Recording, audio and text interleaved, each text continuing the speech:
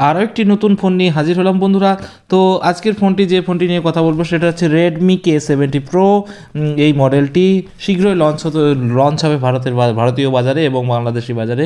তো এর প্রসেসরের কথা বলা হবে যে কোয়ালকম স্ন্যাপড্রাগন 8 জেনারেশনের 3 এর প্রসেসর আছে, আর octa core 3.3 GHz single core plus 3.2 GHz পেন্টাকোর প্লাস 2.3 GHz। আর ডিসপ্লের কথা যদি বলি, ডিসপ্লে আছে 6.67 ইঞ্চেস, 16.94 সেন্টিমিটার ওয়েলেড ডিসপ্লে, আর 1440x3200 PX রেজুলেশন, 526 PPI আর 120 Hz রিফ্রেশ রেট সহ আসছে। আর এর ক্যামেরার কথা যদি বলি তাহলে rear camera triple camera set up আর দেখা যাবে, 50 megapixel wide angle primary camera, 12 megapixel ultra wide angle camera আর 50 megapixel telephoto, up to 2x optical zoom ক্ষমতা সহ।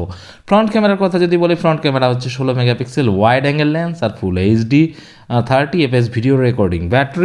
ব্যাটারি দুর্দান্ত, 5000 mAh ব্যাটারি আর 120 ওয়াট ফাস্ট চার্জিং সহ এই ফোনটি আসবে। তার আগে বলি বন্ধুরা, যারা নতুন আছে আমার চ্যানেলে, অবশ্যই চ্যানেলটিকে সাবস্ক্রাইব করে পাশে থাকবে এরকম নতুন ধরনের নতুন মোবাইলের খবর পাওয়ার জন্য এবং এবং পাশে থাকা বেল আইকনটি দাবাতে ভুলবে না।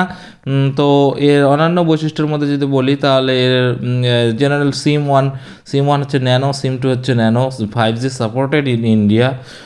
তারপর 256 GB ইন্টারনাল স্টোরেজ সহ এটা আসবে, নন এক্সপ্যান্ডেবল। তো বন্ধুরা, যারা পুরনো আছে তারা অবশ্যই বলবো যে অবশ্যই ভিডিওগুলি তোমরা দেখো না ঠিকঠাক।